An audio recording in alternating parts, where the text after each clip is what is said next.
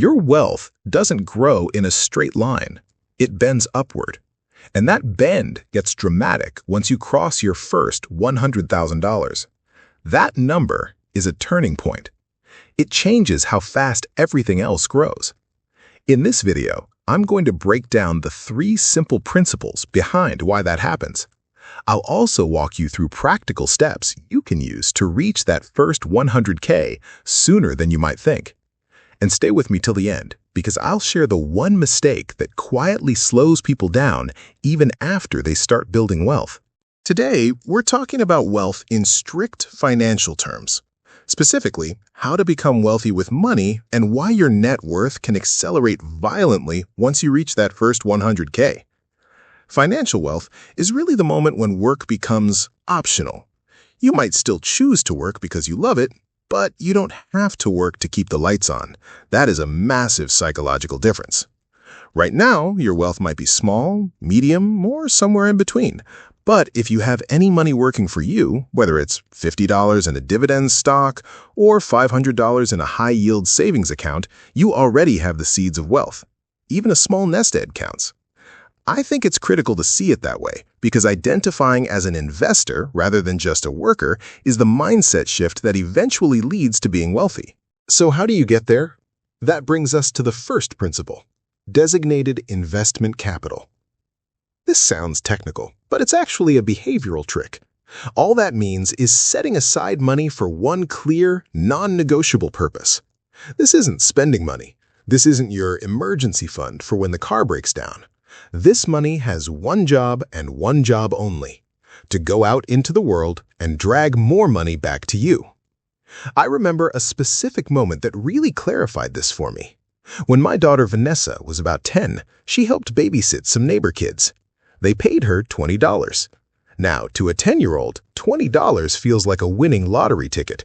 It felt like a fortune. She immediately started thinking about what she wanted to buy: toys, candy, the usual stuff. I suggested saving at least part of it. She looked at me like I was crazy and said, "But Dad, I'd rather spend it now than wait to spend it later." And that's the trap most adults fall into too. I told her she was missing something important. It's not about saving so you can spend it later. It's about saving so your money can start working for you. The moment you set aside money with that intention, you're no longer just a saver. You're an investor. That $20 wasn't just currency to buy a toy. It was an employee she could hire to work for her.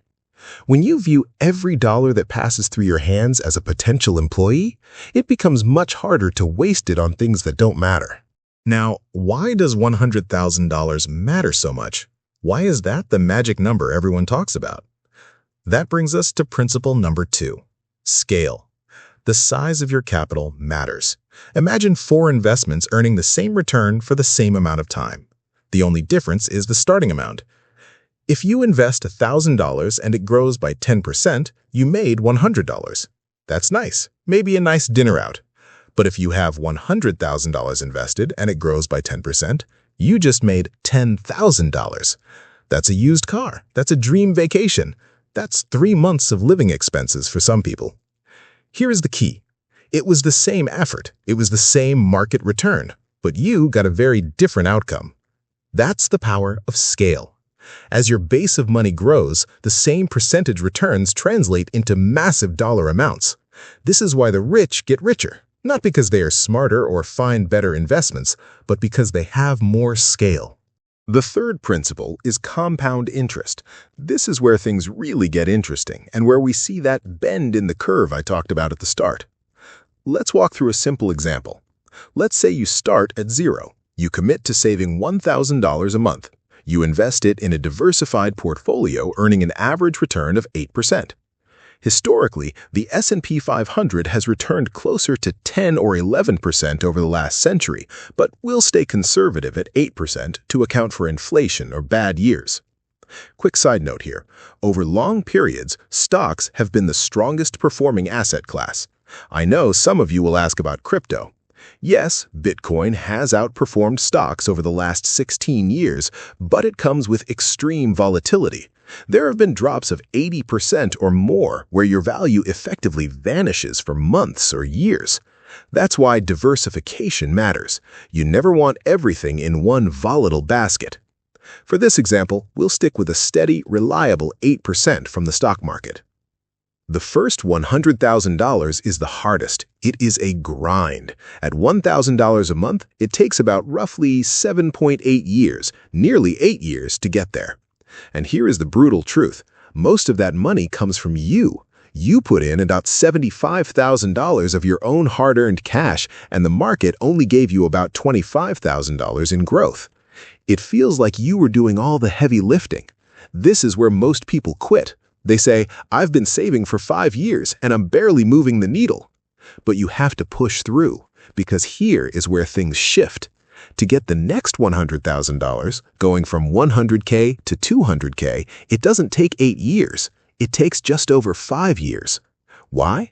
Because now your first $100K is earning $8,000 a year while you contribute your $12,000. You have help now. The next jump, from $200K to $300K, takes only about 3.8 years. From $300K to $400K takes about 3 years. Reaching $500K comes just 2.5 years later. In total, it takes about 21 years to hit $500,000. But look at the acceleration. The first step took almost 8 years. The last step took 2.5. If you keep going, still just saving that same $1,000 a month, you reach $1 million in about 28 years total. Without interest, if you just stuffed cash under a mattress, that same million would take you more than 83 years to save. Think about that difference. That is a lifetime of difference. Out of that million, you only contributed around $336,000. The other $664,000 came from growth. That's compound interest doing the heavy lifting. And this is why starting early and staying consistent matters so much.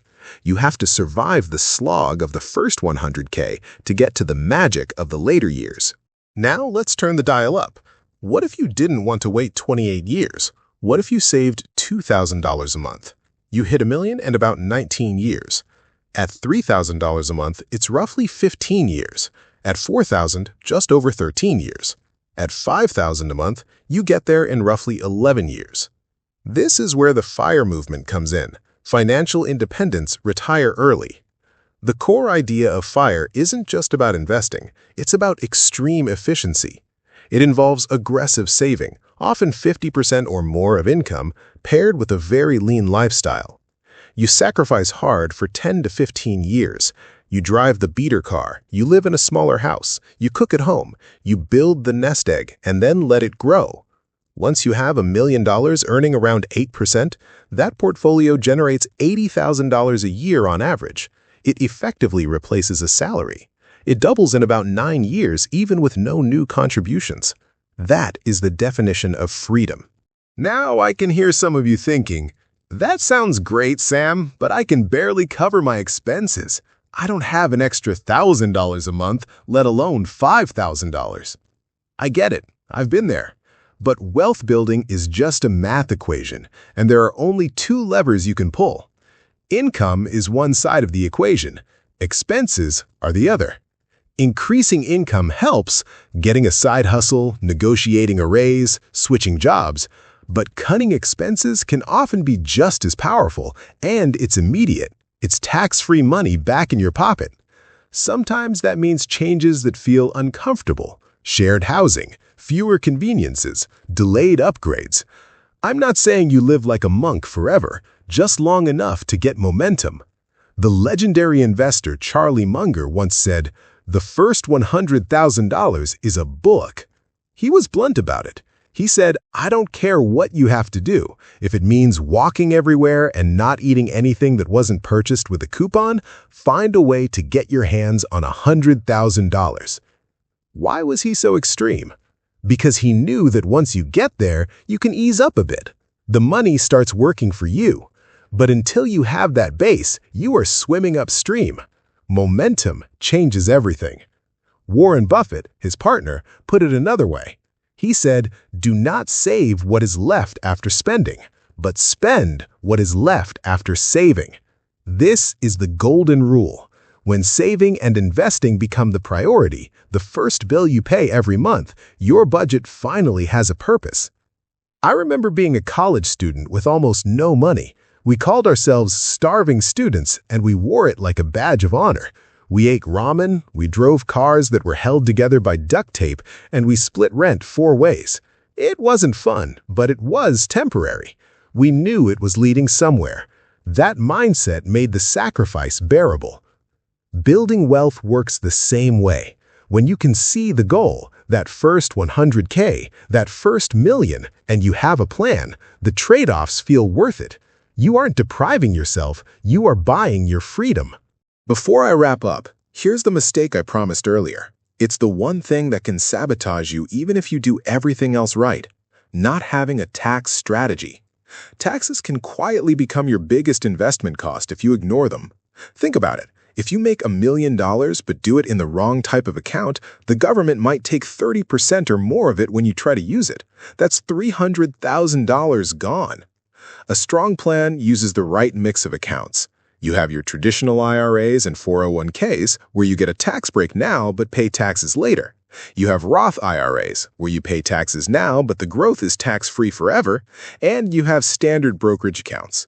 Getting that mix right, understanding when to do Roth conversions or how to maximize your employer match can add years of freedom to your life. It's not just about what you earn, it's about what you keep.